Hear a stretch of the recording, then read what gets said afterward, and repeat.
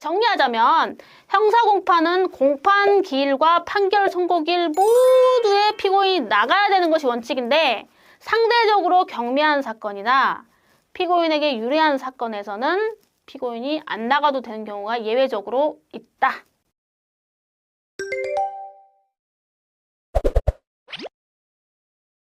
안녕하세요. 나는 변호사다. 김세라 변호사입니다. 형사재판의 경우에 피고인들이 꼭 재판에 나와야 되나요? 출석해야 되나요? 라는 질문을 많이 하십니다. 형사재판은 민사재판과 달리 피고인도 반드시 출석을 해야 되는 것이 원칙이에요.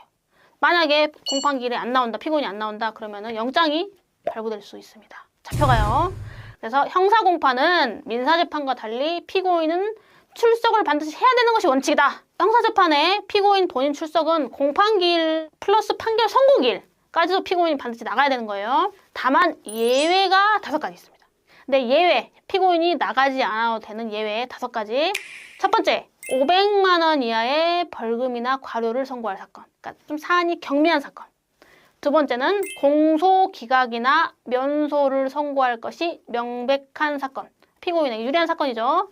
세 번째는 3년 이하의 징역 또는 금고, 500만 원 이상의 벌금 과료를 선고할 사건에서 피고인이 불출석 허가 신청을 하고 법원에서 봤을 때 안 나와도 되겠다라고 해서 불출석 허가를 해준 사건. 그런 사건.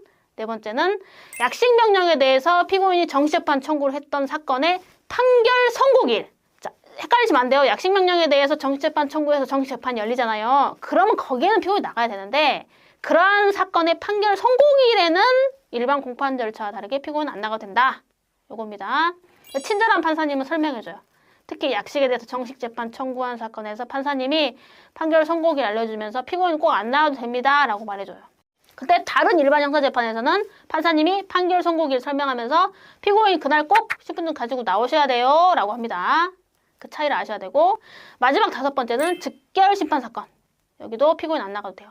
그러니까 즉결은 여러분 혹시 가보신 분이 있으신지 모르겠지만 그냥 가면요 그 자리에서 뭐 몇 마디 들어보고 그 자리에서 벌금 얼마 땅땅 하고 끝나요. 그러니까 사실상 재판이라는 것과 선고라는 게 한꺼번에 이루어져요. 그러니까 즉결 사건은 어쨌든 그냥 피고인 안 나가도 된다. 굉장히 경미한 사건들이기 때문에 이렇게 정리하시면 되겠습니다. 정리하자면 형사공판은 공판 기일과 판결 선고기일 모두의 피고인이 나가야 되는 것이 원칙인데 상대적으로 경미한 사건이나 피고인에게 유리한 사건에서는 피고인이 안 나가도 되는 경우가 예외적으로 있다. 이렇게 정리를 하시면 되겠습니다. 민사재판의 기일 출석 그 영상하고 같이 좀 비교해서 보시면 좀 이해가 되실 것 같아요. 오늘도 이렇게 시청해주셔서 대단히 감사합니다.